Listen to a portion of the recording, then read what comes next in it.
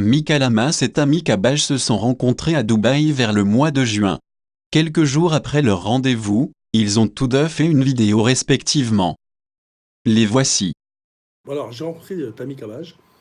C'est une super rencontre. C'est quelqu'un, comme vous le voyez en live, pour ceux qui participent à ces lives, comme vous le voyez en live, il est exactement euh, pareil en vrai, en fait. Voilà, donc, je pensais qu'il avait un personnage, parce que bon, moi je suis Mika Lamas. Sur Snap, c'est une sorte de personnage. Je suis pas tout le temps en train de rigoler, en train de faire le con. Euh, Maintenant, là, c'est le vrai Mika, là, vous voyez. D'ailleurs, il y a une différence entre le Mika de Snap et le Mika qui parle. Bon, j'ai rencontré Tommy Cabage et pour moi, c'était une sorte de, de reconnaissance professionnelle qu'un mentor, parce que pour moi, il fait partie des hauts gradés, si vous préférez. Il a une certaine aura.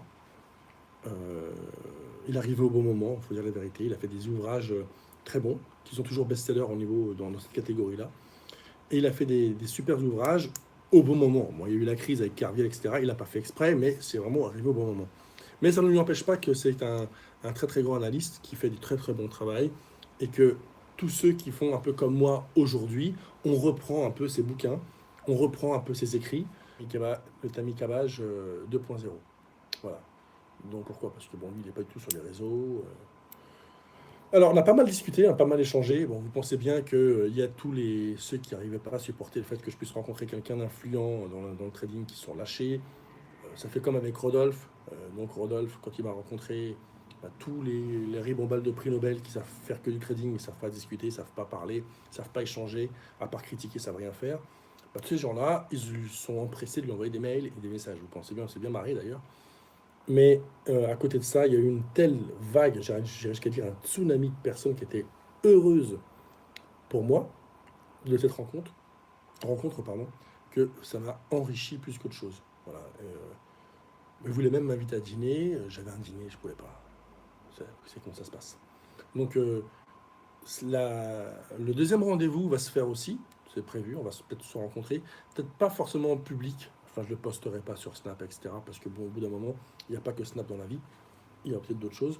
Et pourquoi pas, moi, je serais vraiment ouvert à partager mon expérience à la sienne.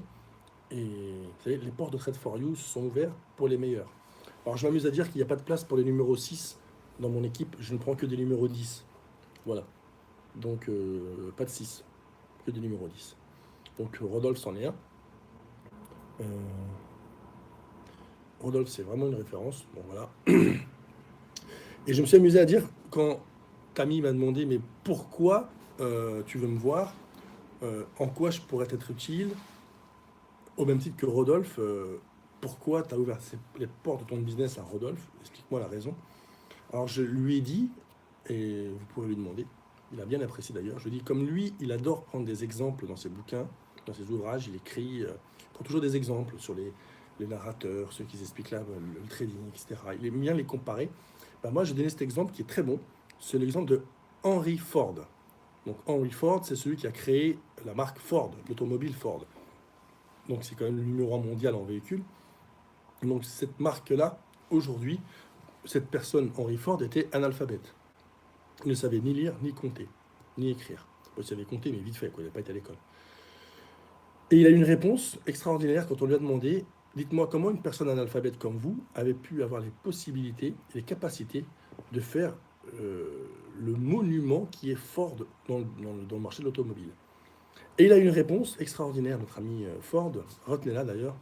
Il a dit, l'homme le plus intelligent du monde, ce n'est pas celui que vous pensez, c'est celui qui a son numéro de téléphone. Bah, ça, cette phrase, a changé ma vie et ma façon de voir la vie. Donc, je suis convaincu que je suis pas mauvais, mais je suis convaincu qu'il y a dans d'autres domaines qu'il y a des gens qui sont meilleurs que moi. C'est très dur, hein. Il faut faire un travail sur soi, sur son ego, etc. Mais je suis convaincu qu'en forex, j'arrive pas à la cheville de Rodolphe. J'en suis convaincu. En indice, je me défends, mais dans le trading, vous savez, c'est l'Atlantique. Vous devez boire l'Atlantique, en fait. Donc, moi, j'en suis à la Méditerranée. D'autres, ils en sont même pas à la Manche. Et, et la bande, la ribambale, les Nénés et tout ça, là, ils ont même pas encore. Ils ont bu à peine un verre d'eau, vous voyez. Donc, et je suis convaincu qu'en s'entourant des meilleurs, on devient meilleur. Donc voilà, c'est ce qui explique mon rapprochement avec Rodolphe, c'est ce qui explique mon rapprochement avec Matemi Cabage. Voilà, c'est une personne super sympa. C'est une super rencontre. Entre deux personnes, si je peux me permettre de dire, intelligentes. Écoutez attentivement l'intervention de Tammy Cabage, qui met en garde le système d'affiliation. Il appuie ses dires avec des chiffres sortant de rapports financiers. Bonjour les amis, j'espère que vous allez bien, que vous êtes en forme, que vous avez la méga pêche.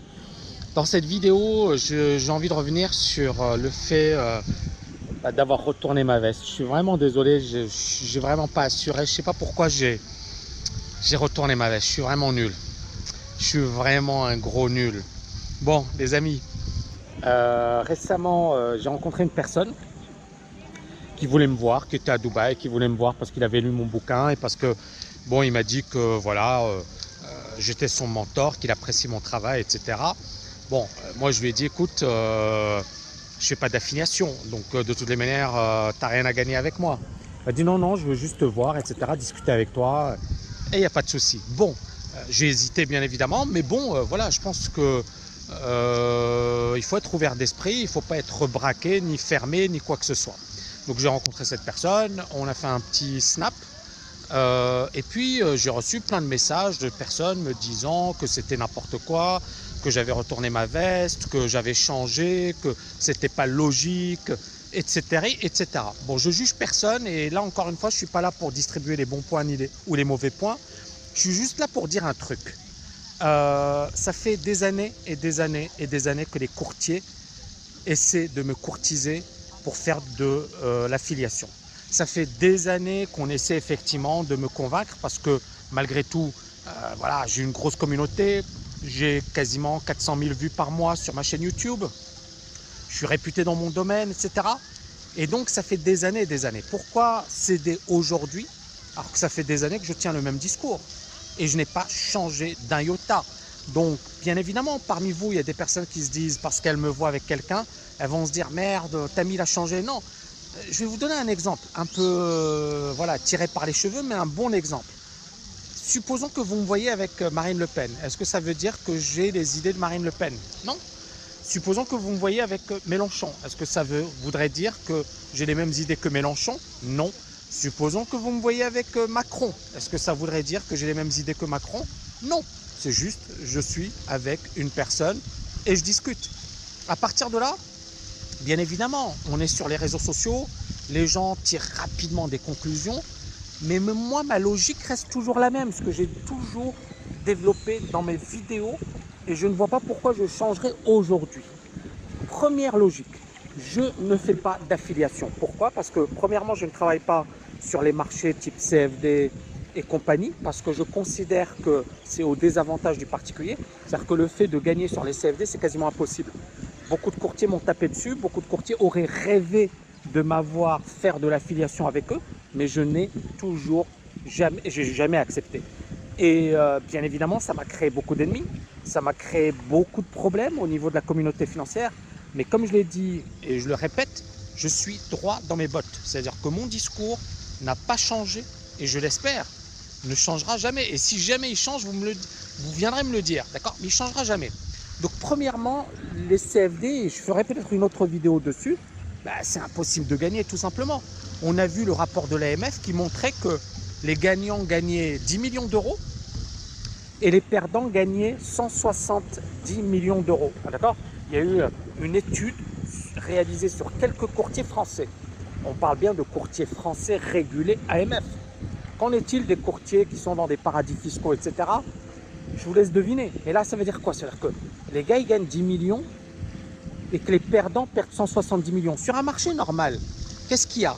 Donc, par exemple, sur un marché régulé, les gagnants, ils gagnent 100 millions, les perdants, ils vont perdre 100 millions, mais il y aura une partie de ces transactions qui ira dans les poches du courtier. C'est bien ça, normalement. Mais comment un courtier vous propose dès le départ, c'est-à-dire que vous ouvrez par son biais un compte et il vous dit je vous donne 500 € par client, 1000 € par client.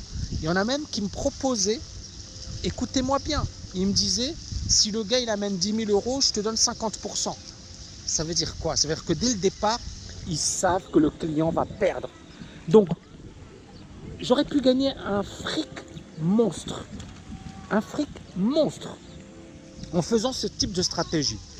Et je me suis dit non, c'est pas mon truc. Je suis probablement parmi les gars connus, l'un des seuls à ne pas faire d'affiliation. Et c'est la raison pour laquelle j'ai beaucoup d'ennemis. C'est la raison pour laquelle on ne me voit pas sur des télévisions connues. Pourquoi? Parce que bon, ils préfèrent des gens qui font de la pub pour les CFD et compagnie. Parce que justement, les télés connues, ben, elles vivent grâce à ça. Un mec comme moi, voilà, elles détestent. Et donc, je suis resté indépendant, d'où l'importance de ma chaîne YouTube, d'où l'importance également de tout le travail que je fais. Donc le premier point, on en revient à attention à l'affiliation. Pour moi, c'est un attrape-nigo, d'accord? Les gens vont perdre et les gens le savent et ils veulent vous faire trader énormément. Ils vont vous dire le scalping c'est bien. Mais regardez l'étude de l'AMF. Elle a montré la chose suivante. Ceux qui faisaient plus de 1000 trades perdaient 30 000 euros. Ceux qui faisaient plus de 5 000 trades ou 10 000 trades, j'ai oublié, perdaient 75 000 euros en moyenne. En moyenne. Ça veut dire que les gens qui gagnent en faisant du scalping, ils gagnent en faisant surtout du pipotage. Les statistiques le montrent. Les pertes sont tout simplement énormes en scalping sur CFD. Les pertes sont tout simplement énormes. Mais pourquoi on va vous dire que c'est bien de faire du scalping? Parce que ça va vous inciter à trader. Vous voyez un gars qui vous dit voilà, moi je gagne, c'est super, etc. Vous dites ah ouais, je vais faire la même chose. Ouais, mais regardez les statistiques, les gars. Moi, je vous mens pas. Ne me croyez pas. Ne me croyez pas. Allez voir les statistiques de l'AMF. Et je vous ferai même une étude dessus. Et je vous ferai même une vidéo dessus. Donc, si vous perdez en faisant du scalping et vous vous dites ouais, je suis nul. Il y a un étudiant d'ailleurs, il est parti sur un forum, il a dit ouais, je suis la méthode de Tamikaba. Je fais du scalping sur CFD. Je comprends pas pourquoi je perds. Je suis désolé mon étudiant, mais t'as pas compris ce que Tamikaba disait. Il disait ne scalpe pas sur les CFD. Donc si tu perds en faisant du scalping sur CFD, tu n'as qu'à t'en prendre à toi-même. Je suis désolé. Voilà, il n'y a pas plus carré que ça. Hein. Donc moi je recommande toujours les marchés régulés, faible commission et bien évidemment money management, money management, money management.